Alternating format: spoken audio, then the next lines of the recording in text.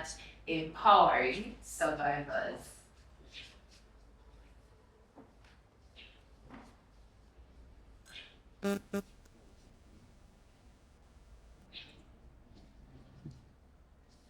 What does it look like in a system like ours?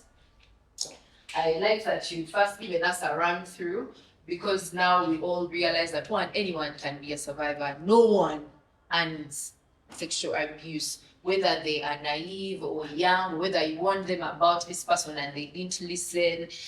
Sexual harassment is not punishment for bad behavior. It's not punishment for someone's ancestors doing, sexual harassment is just that, sexual harassment. And for us to start to create an environment that empowers survivors, we need to first realize the fact that shortcuts don't call for harassment. Someone being friendly, someone being a slave queen, someone being a sex worker, someone not being religious, someone being too religious. Nothing calls for sexual harassment. Once we understand that and get ourselves out of the conversation, especially if you've not lived the experience, it will be very easy for us to empower people from a place of information. Most of us first wait for it to hit home. But you see, for me, when it happened to me, I left. I recently was doing a training and we were talking about sexual harassment in the media. And this person told me, for her, she went to her boss and told them, I'm leaving. And she told me, but you see, some of these girls, they are not willing. If someone says, I want to sleep with you, just say no and walk away. And it's sad that they had also experienced sexual harassment, but for them, their method was the ideal, Why aren't you walking away? If you're not walking away, then you're saying yes to the harassment, not addressing the issue that the environment already enables abusers.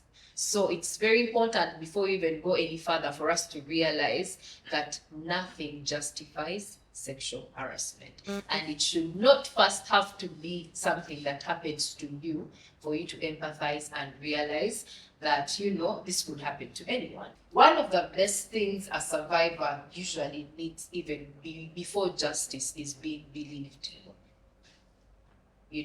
Because when abuse happens, because we've been given a list of how to not get sexually harassed or abused, the first instinct usually for victims is to self-blame.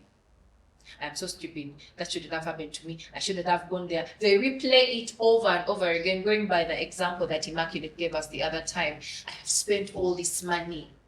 I have given all of this. So they've tried to avoid the situation that it has found them. So they are already beating themselves enough. However, to flip the point, there are those who do not even know that they are survivors. They are not any less deserving of us empowering them. Reason being, what we do not address grows and it then becomes a culture. So one of the first ways of empowering survivors is believing them.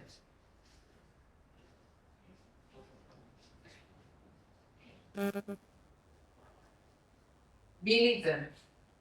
It could be, the belief can start in as simple as, hey, I need to talk to you about something that has happened to me. And you don't iterate, but he's a nice guy, but he's a family man, but, no. Just be like, okay, what has happened? Giving them a space to let out what has happened to them, for them to put words to what has happened to them, is a component of believing them.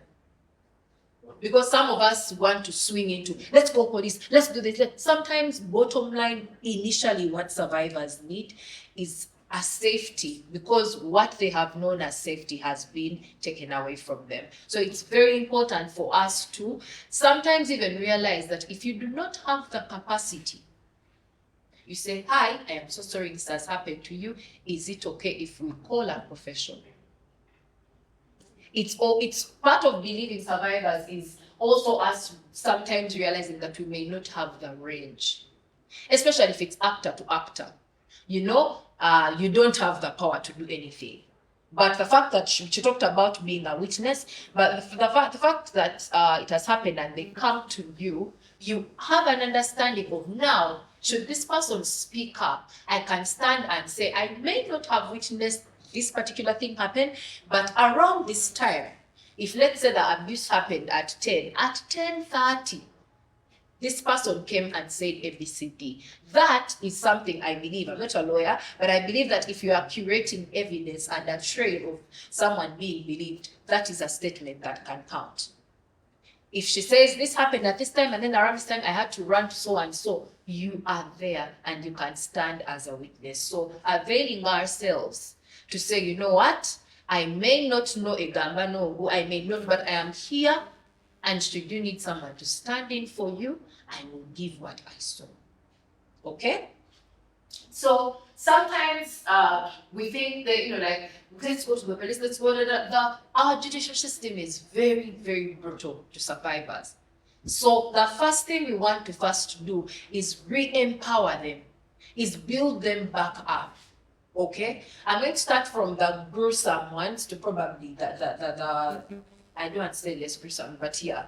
So in my experience, I work with women that women and girls, sometimes a few boys, that are victims of sexual violence. What do you do in a case where what would believing look like if someone calls you and says, hi, I was at this house party, it was a rap party for a set, and I have been sexually assaulted, I have been raped. Believing them sometimes is not just staying on the phone, but also knowing what to do when something like that happens. For instance, did you know that if someone has been raped, although the first instinct for a victim is to run and wash it off, is for you to walk them through the discomfort of those first 48 hours of that thing happening. You ask them, where are you? Are you alone? Can you isolate? Are you isolated? They should not shower. Especially for the case I usually encourage victims to go and have a record at the police. But there is a method, there is a format. So in a case where someone has called you and said, this is what this man has done, if they have wiped with tissue, you tell them to keep it. You tell them not to change clothes. Number two, you figure out how to, I'm giving this, it actually really did happen, and it was in lockdown sadly, and we could not move. So you either call someone else that you can trust that is not an aggressor, is not the aggressor, to be with them. Now, after that has happened, police requires for you to go to a government hospital to go and get checked by a doctor. I don't know if they adjusted to clinics, because in my time, okay. So for a report, a doctor's report, they only take a report from a government hospital. Why? Yes. What's that? So I think the premise of that is so that they reduce on people faking doctor's reports, I think. Okay? So after, in all this person has not showered. Are you following? They've not showered. We've come from the rap party. We run around either Mulago or the nearest health center or wherever, and they do that check. Then they give them what's called PrEP while at the hospital. Unfortunately, in Uganda, PrEP is for sale. Yes, unfortunately. So you plan between 65K to 100 onwards for PrEP. What's PrEP? PrEP is, in simpler terms, this is medicine that helps you not contract HIV in case you or the abuser has HIV. So it's medicine they give you so that within that point of contact, it delays, I think it even caters for pregnancies sometimes, because it's a set of medicine, it's a pack.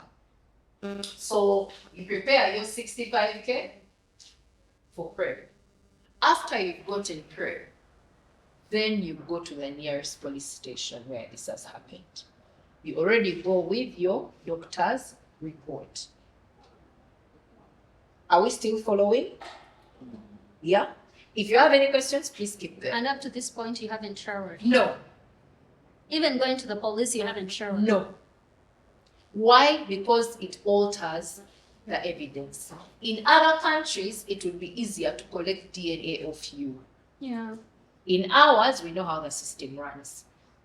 Yeah, but what the doctor's report covers is first entry, signs of, tears and all stuff like that. I won't go into the gross details. But why I'm saying you first go see the doctor, it's going to be a bit easier because you already have a doctor's report. We all know how a police visit usually goes. So when you go to the police, you fill in forms, give them the evidence, if it's a panty, if it's a dress, if it's anything else.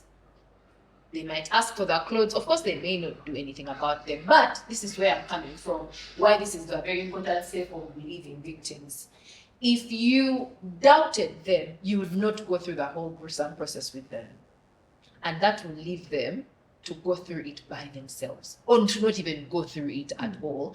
Yet later on, as years progress and systems change a bit, when they come up to speak and say, this happened to me, they will not have a witness. So do we see how everything is interconnected? Anyway, so you go to police, the panties, the what, the tissue, you give them to the police. Usually what I encourage for rape victims that come under my care is at least have a police record. Because sometimes the police is going to say, negotiate outside, but at least you have a police report. It's there, it's recorded. So what we usually do after that is we've reported them, we now go and be with this person or ensure they have someone around them. That's when they can now shower, make sure, then they will take them through therapy and all. This would not be possible if the people immediate to them do not believe them. And that's for places where physical rape has happened. Are we together? I know it's a lot to process, but it happens in this industry. You find a girl, the watakati, she's drugged, you do not know what to do. I hope that helps. A private clinic can be okay for treatment later, but for a police report, you need a doctor's letter from a government hospital. If someone has been raped, please make sure in whatever they do not shower. Yeah? Because once they do, it sort of waters down the evidence, the little evidence we have. And fresh from the scene, straight to the doctor, then the police. It usually saves us a whole back and forth, because even when you go first to the police, they'll tell you go to the doctor, like that. But sometimes if you do not know any government hospital that is nearby, then you can go to the nearby police station and then they guide you accordingly. Although I will be honest with you, most times they also do not know anything. They sometimes don't know. That's how the system is formed. So let's now talk about other, this person has been making passes at me and they're making me uncomfortable. How are you a safe space for someone to come and tell that to? We've gone through that already, making sure that, you're the kind of person who people know. That one stands up and says, our director, tubadde tusaba, the time that you let us go offset. Because sometimes we've talked about the different methods of standing up for other people. If people can know that you consistently can be trusted, then they can easily come to you. Yes? That's for these other cases, especially if you have the knowledge, the recording, screenshot, you are a very good resource for someone who is going through it and you don't also want to tell them, Hasimani. So this is very crucial that you are here so that you will be able to help us spread what can be done. But at the very foundations of empowering survivors is believing them. And most of the things we've covered, how to stand up for them, how to be the one to, change the conversation, but to also go and reach out and say, hi, are you okay? Is everything okay? And in my line of work, at the moment I'm dealing with a case of a 21-year-old whose stepfather has been abusing since she was young. And he's a soldier. So she's not willing yet to out him. What do you do in cases like those? What would you do if you noticed a victim, you're trying to empower them, but they're scared? They're not willing. You give them time. And the time is not, are you ready now? Are you okay now? Oh, okay. Attend now? No. Sometimes, for this particular case, because I know that even if we are to pursue justice, I do not have a witness. I do not have a victim. But what I have done for her is to let her know there is all these things you can do if you ever need help. And I am here so you don't have to walk through this system alone. Yeah? So because being a victim is not nice. It's not, I mean, it's a label you get labeled a victim, a survivor, but rapists or abusers rarely get that label slapped on them. So you need to understand the psychology of abuse sometimes. It's the fact that the shame is on one side. So for some people, it takes them a while to actually process and realize, oh, this is what's actually happening. But I also need you to know from the genesis of abuse, if I'm to use that word, abusers build a system. So you, vigilant as you are, wanting to empower, you are not going to short-circuit it, in the sense that it's going to take a while to build whatever abuse this other person has experienced. So you need to be very tactful about it. Sometimes they don't need a knight in shining armor. Sometimes they just need to know that as and when I am ready. So you pass on the tips. Do you have any recordings? Can your friends, has anyone else seen this? Have you been able, can you help record, be as if you're sending a voice note to someone, and then, advise them and give them tips on how to, so that when they are ready, they already have, again, a witness, and they know that I can go somewhere, and so will help. The other thing about empowering survivors is, I love that, and the thing we've been using about group setting. Sometimes it's within that group you ask for, like, guys, who else has experienced this, and what can we do about this? United voices get the work done. So don't try to be a lone ranger, especially in an industry like this one, okay? If you can be able to scout other people that are going through this, and you use that power, no matter how little, to cause change. For instance, if you all gather your evidence and send that email to the founder, or send it to the powers that be, sometimes even send it to the person to just let them know, hi, we don't know if you know, but this is what has been happening, and if it does not stop, either we're going to take industry action, so that if they are trying to ban, they're not just going to ban an individual. You can't blacklist the entire industry. Yeah? So make use of community. Imagine if you had like 10 more Immaculates in the downtown movie industry. Because just her voice is powerful. But you imagine if like other people came on board and they said, we have seen this, we've witnessed this, where is our strength? Yeah? So please, when you notice something, especially in a system, so that you're not a martyr and you die for nothing, make sure that you also ensure that other people know that we can come together and do this and fight against either this one person, or just all together say, boycott this production house. Yeah. Do you see how the strength in numbers would save you? Using all the other tips we talked about, collecting evidence, there is strength in numbers. So make sure you're not doing it in isolation.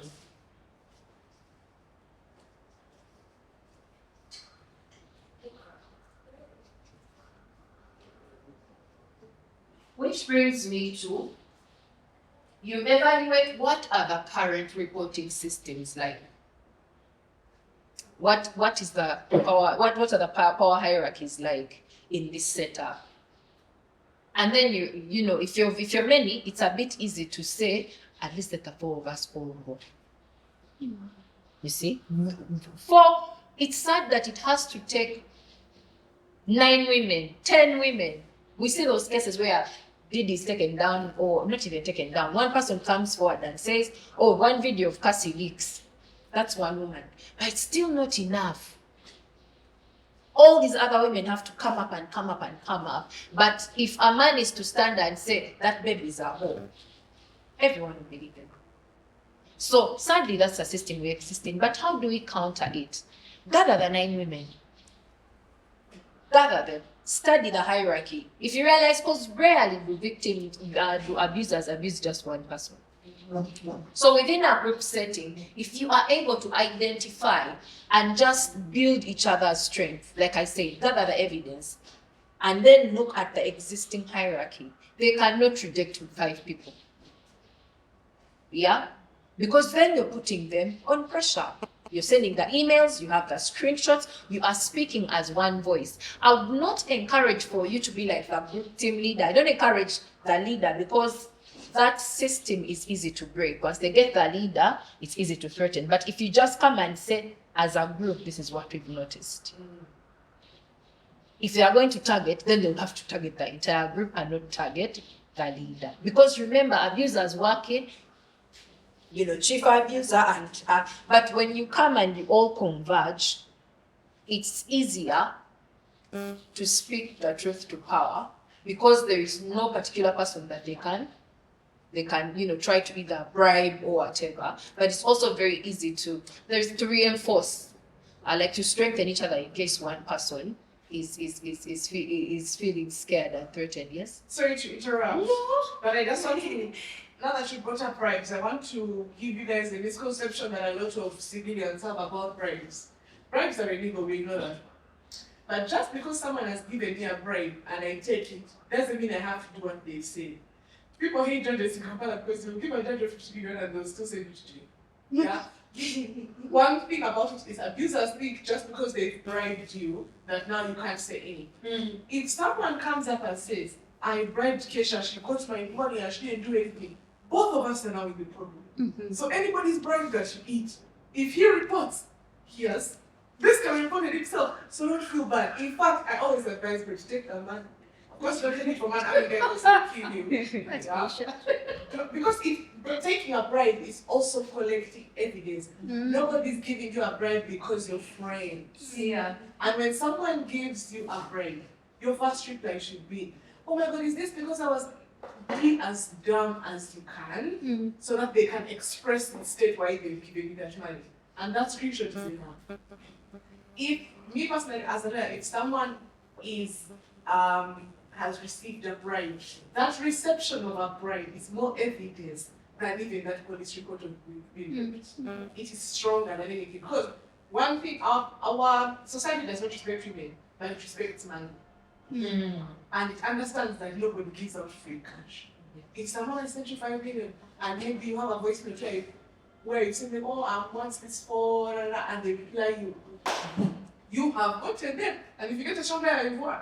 Yeah. So in that situation of abuse, unless you believe that actually this person has the capacity or if the power to kill you, take it, eat it, and start working on them. Because this bribe that you have is some of the best evidence that we could have asked for us as lawyers. Otherwise, why would he have given you Why that? would he have given it? He must now come and explain that I gave it to her. Because the lifetime, now the next question for the judge is, why are you bringing those instances here in the work police? There is no way for someone to get out of that. Yeah? So when it comes to the bribe, please take it and document and try to track them in explaining why they sent you that bribe. Yeah. Yeah. Thank you. You're welcome. Thank you so much. Which brings me to the other, the role of, we are already in the thick of, bystander role. It has not happened to you, and we are breaking down how we can help empower survivors. Take that break, but be vigilant. Collect evidence. The minute you realize that something is amiss somewhere, and it's sad, but you'll have to turn into an Inspector Derrick of some sorts. Be smart about it, but help victims gather evidence. Yeah? Don't first wait for something to happen to you. You see, the thing about abusers is they have a database of people they want to target. We're hearing about how they, downtown people even sit and say, which girl or boy? They create a database. So you also create this database. In a sense that one person is not willing to talk, the evidence is still there and it can be admissible.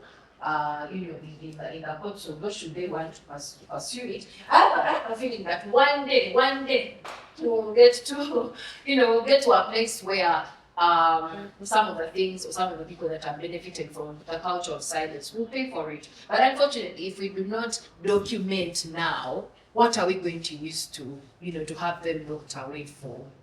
So keep on collecting the evidence and just you keep quiet. Have your things there.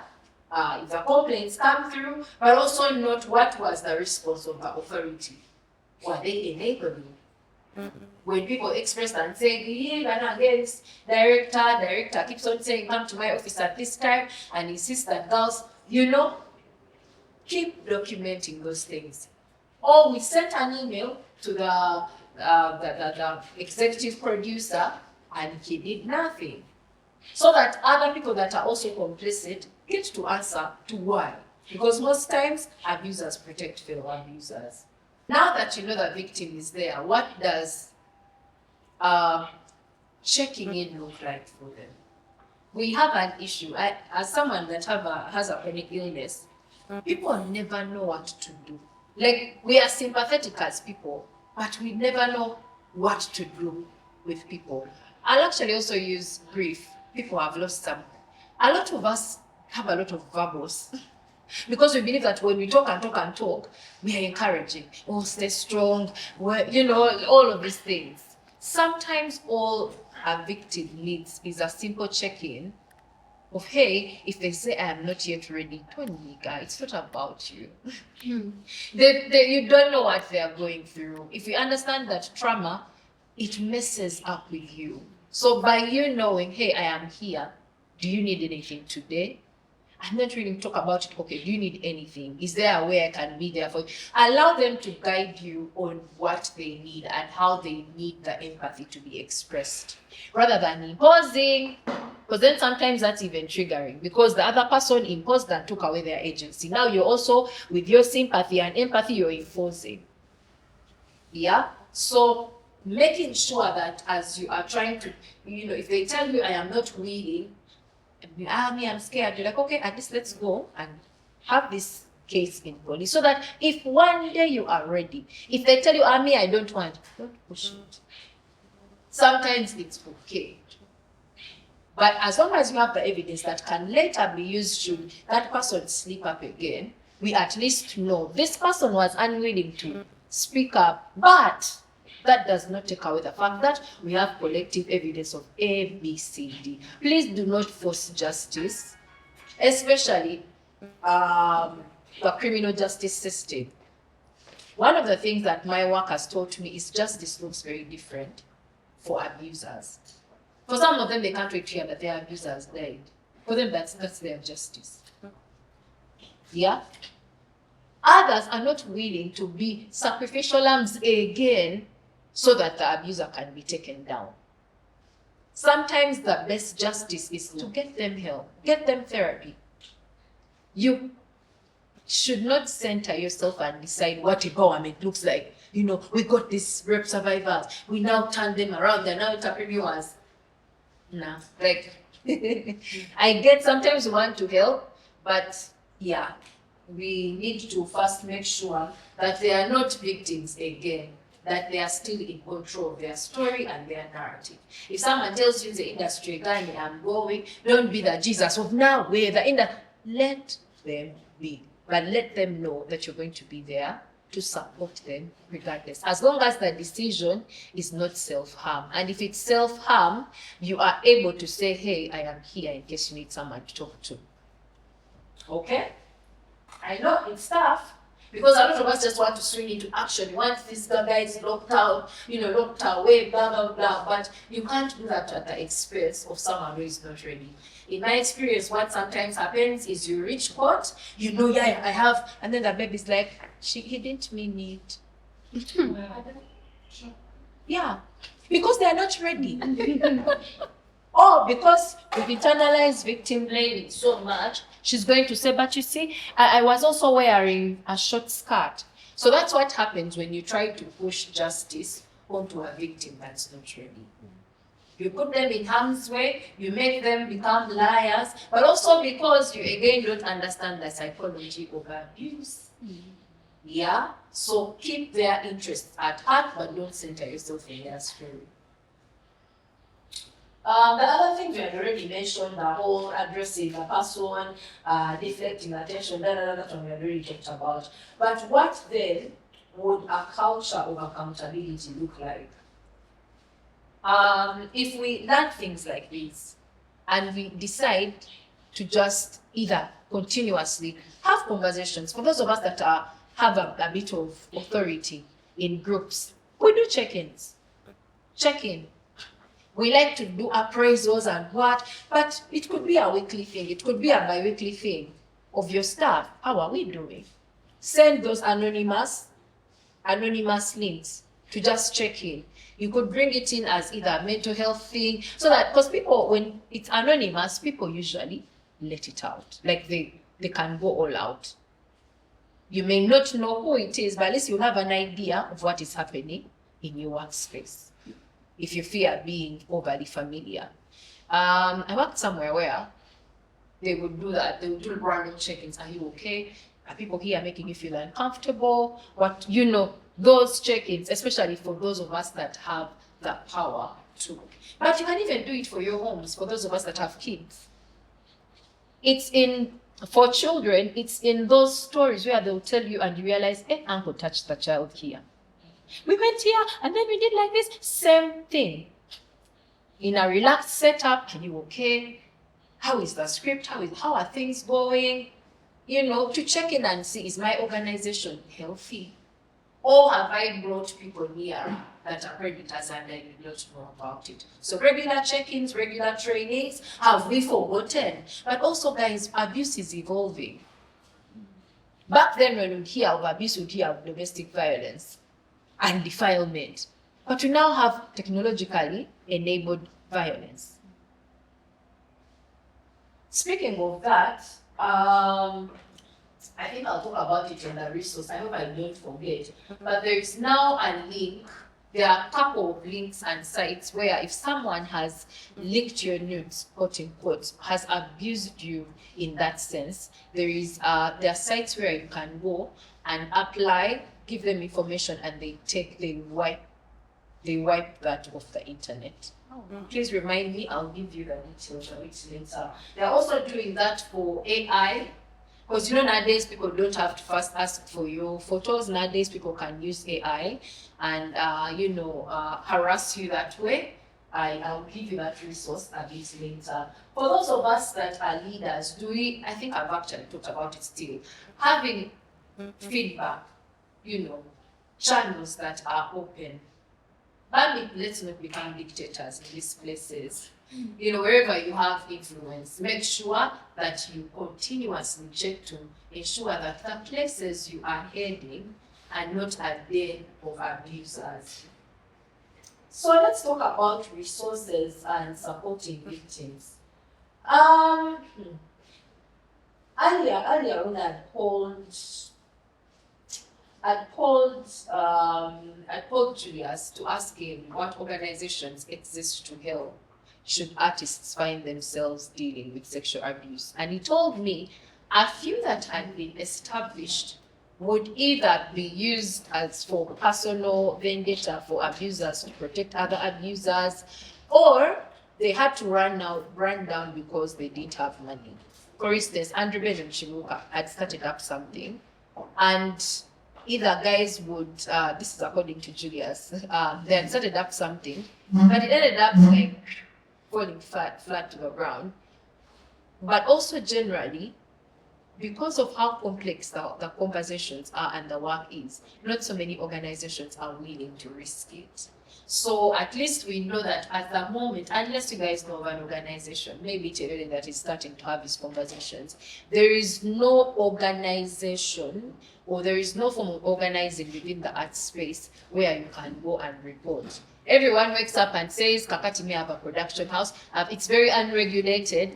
Of course, yes, the Kenzos are there, the Cindy's are there, the Finas are there, but there is no particular organization that helps hear these cases out. But that does not mean all hope is lost.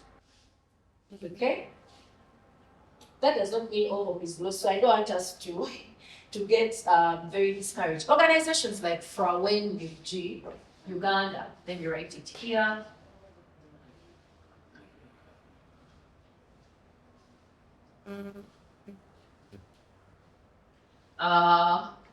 Organizations like Women Pro Bono,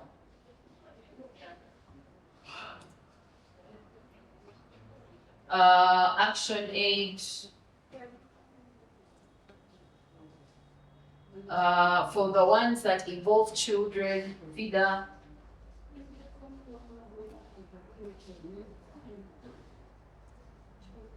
I'm going to give you a small breakdown. I don't even know why Human Rights Commission appeared there because, but so Frauen is one of the organizations that I personally work with. They help in the sense of we dealt with a case about 2 years ago where a boyfriend was threatening to leak nudes of someone who had broken up with them. So they can help guide in a sense where it's image-based violence. We understand image-based violence now. Things like leaking nudes, recording you without your consent, and then recording it, using that information to blackmail you, stuff like that. They can guide really well on that, but also they are really young. They are young girls. If you ever see them, don't think, they're like Kisha's age or even younger. So they also can help you with PrEP. Remember that PrEP I told you about in a case of rape? They can help you with that, but they can also guide you in case a case is bigger than them. Yeah, that's for here in Uganda. Women Pro Bono is a collection of lawyers, and they help women who need legal representation or legal advice. If you have, they also can help in a case where the man is violent and you don't know how to proceed. You've gone to police, then you don't know how they can help you. They are online. All of these guys are online. So if you're and they can help you regardless of whether you're an artist or not. Okay, as long as you need legal representation, they can guide you over. You stood up to your abuser, they threw you in jail, blah blah blah blah. These are the people. They are very, very, very helpful. I can attest, I've worked with them, they're really good. Action Aid also provides guidance and legal services. Especially, they also have programs that support women that are experiencing violence, or anyone that is experiencing gender-based violence. I know the question usually is, where are the men? Honestly, most of the people that are doing work around and organizing around gender-based violence are mostly women. But if you're a man and you're going through it, these organizations can also offer you help. There is no space. Like, men have really jumped to organize spaces. There are times when I have, the few times I've had male victims of domestic violence, and you're all women, you don't know what to do. Because for them, it again manifests very differently. I've had cases of little boys that have been harassed either by their uncles or whatever, but you don't have other men to say, hey, can I hand you over this case? But I know that these organizations can help. These ones also, same as Women Pro Bono, but for them, they have more experience with families, FIDA Uganda, also legal representation. What's that other one? I forget. Not mediation. There's another one. I've forgotten. Not litigation. There's a one. Arbitration? Arbitration, yes. They can also help with that. So these guys, in case you need any help. Yes, my dear? I wish you would add equal opportunities only. I've never worked with them. There are hands who have helped me with the school. They've also have help, okay? In case you know any other, please. That's equal opportunity. Equal opportunities commission. Free of charge. Wow. That's good. Okay. Any other resource? Any other that you guys might know of that I don't know about? There is a council for children. Mm. So this side of the team, Mm-hmm. they also have that, if this person is. It involves children. Oh, I wish you remember. When you remember the name, tell us. Because I think that it's very important. Of course, there is Sedovic, there is all these other guys. But for me, the ones that I've really, really worked with, that I can trust and say they'll help are these guys. Policy does trainings, but they mostly target women leaders and influencers, but for them they do a lot of trainings around data protection, how you can protect yourself on the internet, how to use the internet, stuff like that. So I may not list them because I know they mostly do a bit of trainings. What did you say? Sorry? What's the name of that? Their name, they are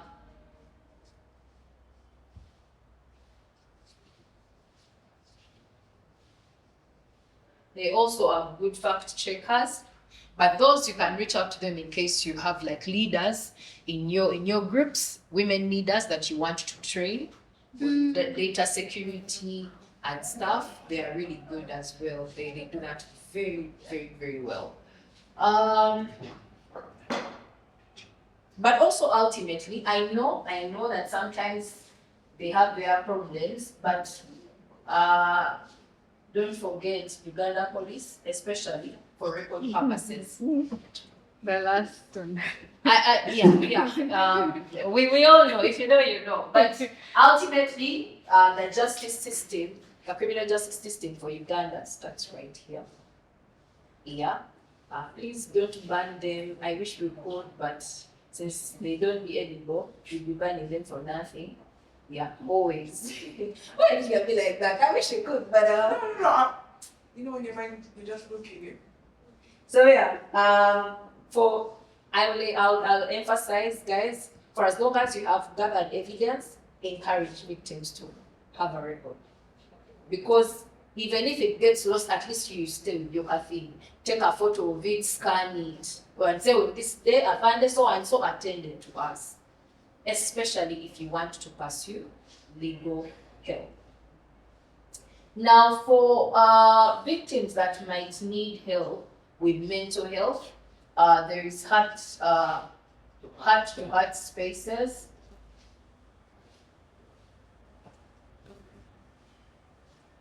Heart-to-heart spaces.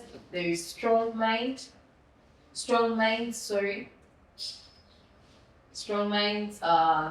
They offer therapy and rehabilitation. This one sort of do it on a pro bono basis, but they are religious. I need to emphasize that. They have a bit of religion, but you can, if someone, like if ours comes to us and you don't know what to do, you can help. These ones can guide you on where to go. Should you have some money or should you as an organization want to partner? There is Safe Spaces Uganda.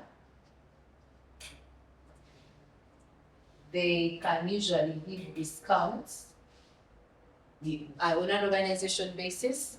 I think their first session is 100, and then the following ones can be 75 to sometimes even 50, because the therapists need to switch up. So these ones are mental health and mental support.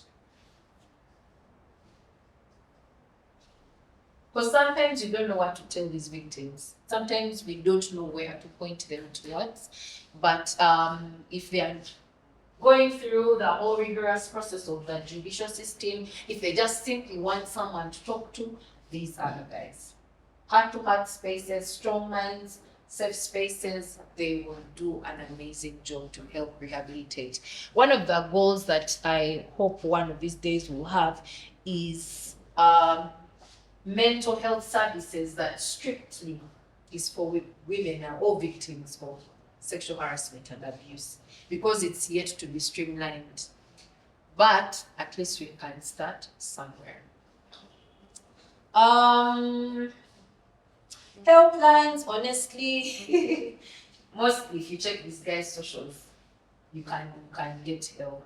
It's rare that they will turn you away and tell you don't know what to do. Sometimes you can even just call them to inquire and they will be able to give you some limits.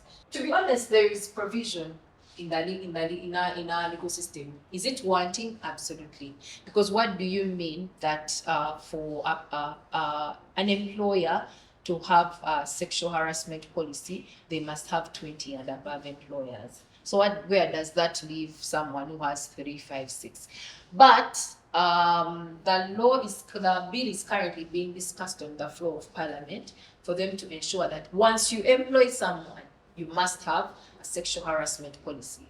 We don't know how that is going to end. But let's hope and pray it does, because sexual harassment has become a thing. To go outside the art spaces, there have been women in places where roads are being constructed that are sometimes taken advantage of, or sometimes consent to having, sexual relations with, let's say, these Chinese that are brought, and they leave them abandoned with children, or they actually prey on little children. So that's one of the reasons why they are trying to push for that. What's it called? For them to revise the existing law so that it can include who now does that responsibility fall on, and so on and so forth. But yeah, the Employment Act of 2006, the Penal Code Act, and all of that provides, there is provision for you. It's just that, like what I explained from the start, there are parameters. If someone has undergone rape, we now know. I know it's hard. That's why I started with it, because I need you to remember that it's going to be a very gruesome process for them. Make sure they are safe, no showering up until you finally put in that report with the police. Question. How do you help a minor whose mother is covering up for the abuser because they've probably been married to the abuser or something like that? Welcome to my world of work. So, I need us to realize that we are a few that now understand what sexual abuse is. So chances are, the mom, this is how sometimes women view their daughters. And it's a patriarchal thing, it's a socialization thing. Have we had women call their daughters the one who replaced me? Oh, she took my man's heart. It's a lot on social media. Oh, you have a second woman now. People write that stuff on socials a lot. Wanji? I used to be number one, now I'm number 2. They start it as a joke. Yeah. They start it as a joke. Referring to the daughter? Yes. In most cases, actually, most mothers have a very shaky relationship with their daughters because they look at them as potential competition. Sometimes because the men might treat your mom a certain way, but they treat you like they don't. The things they're supposed to do for your mom, they don't do, but they do for you. I'm a man only girl, and I know it's true. Like when men get daughters, there is a way they treat them. There are freedoms they give them that they do not give to their wives. But back to your question, chances are, yes, this woman knows what's happening, but she does not understand the full measure of what is actually going on. Why? Because a lot of women look at their daughters as competition.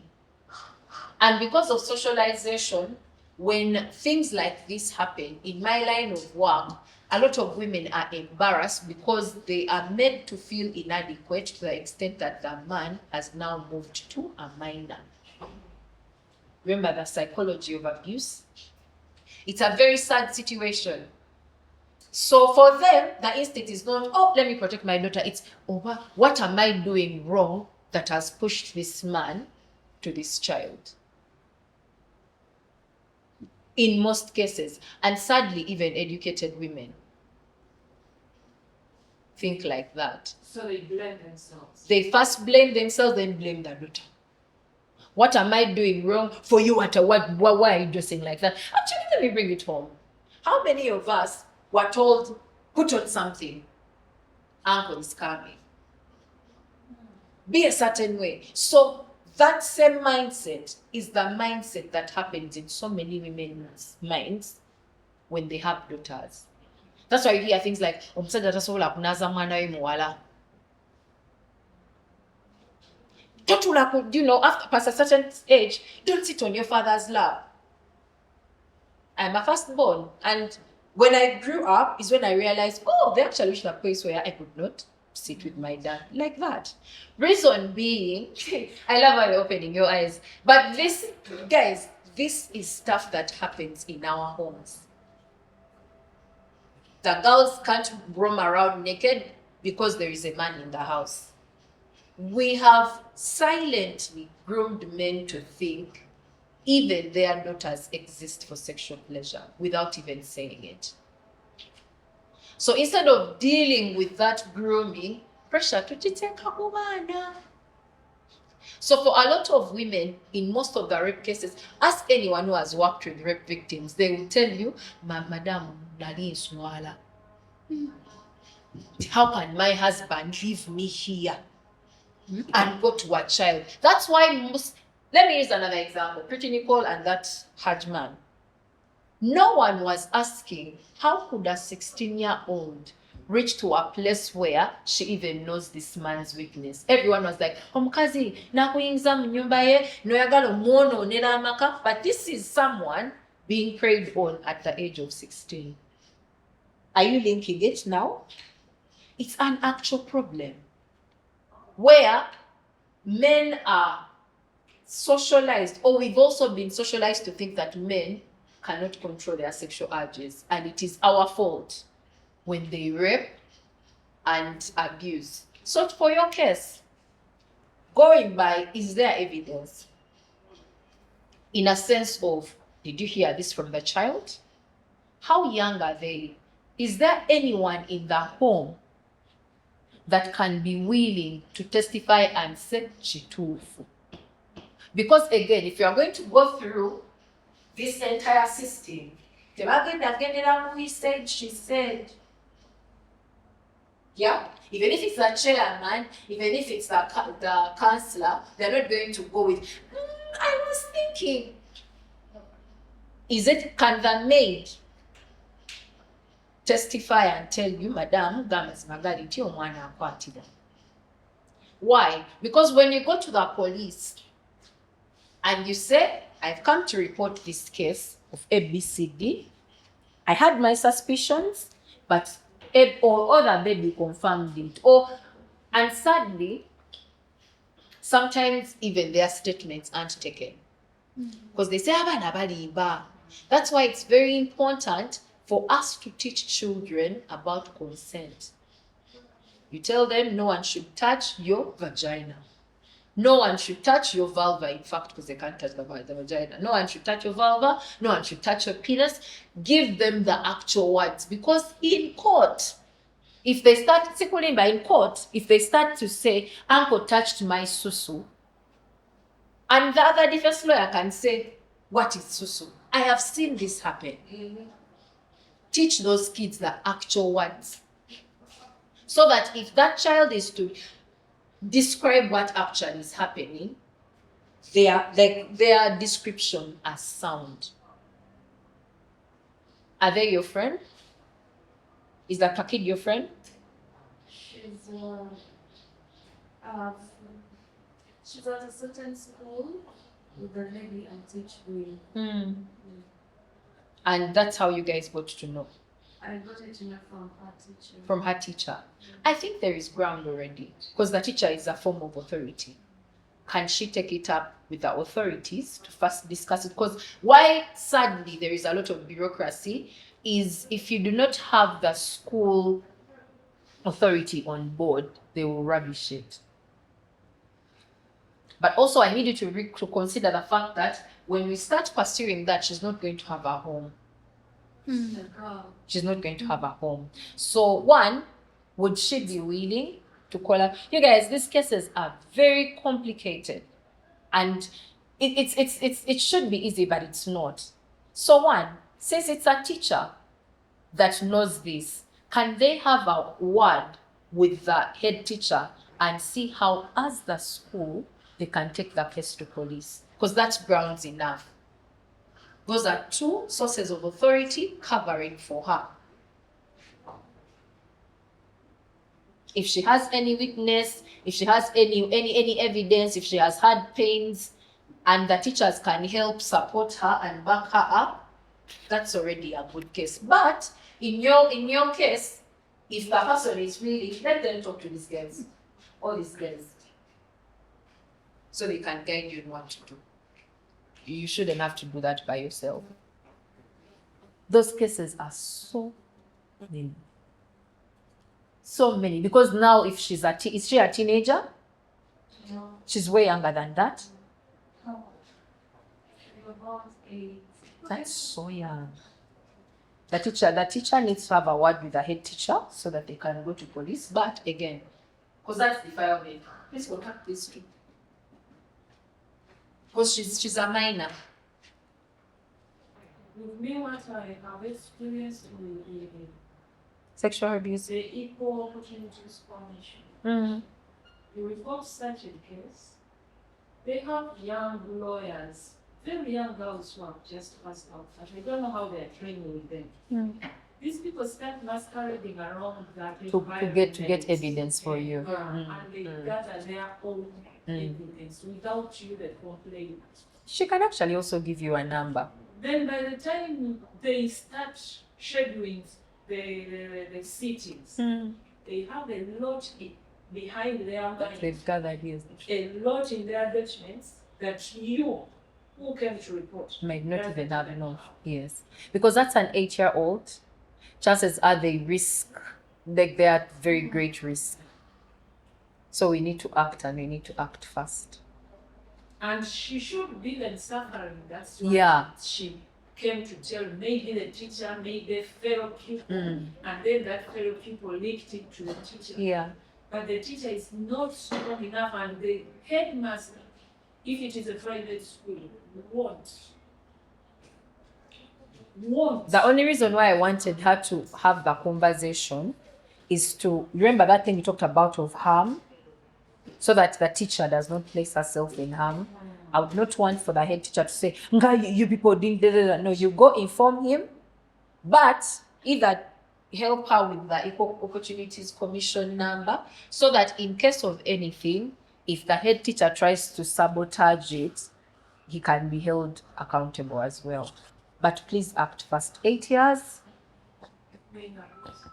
For me, this idea of letting the victim, like when they are not ready to move forward in terms of reporting their perpetrators, just letting them be and being available to support them. Because I think my personality is really to be like,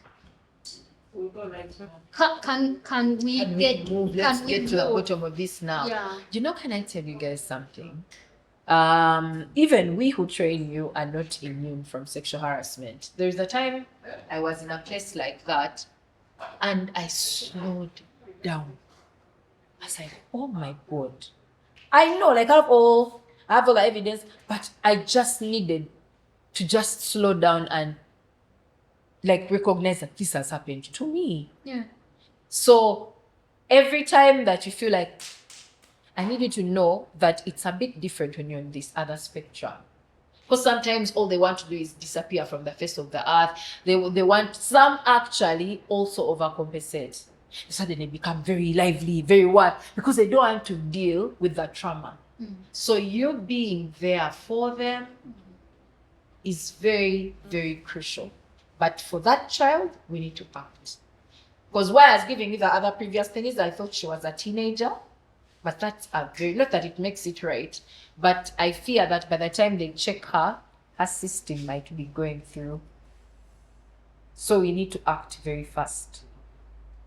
I've seen kids having hysterectomies, you know, their uterus is having to be removed.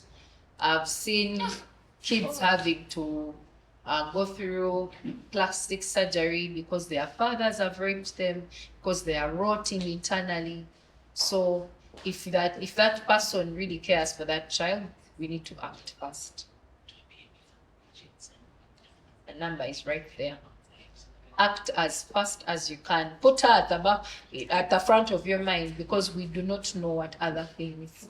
People that prey on children make them do the gravest of things.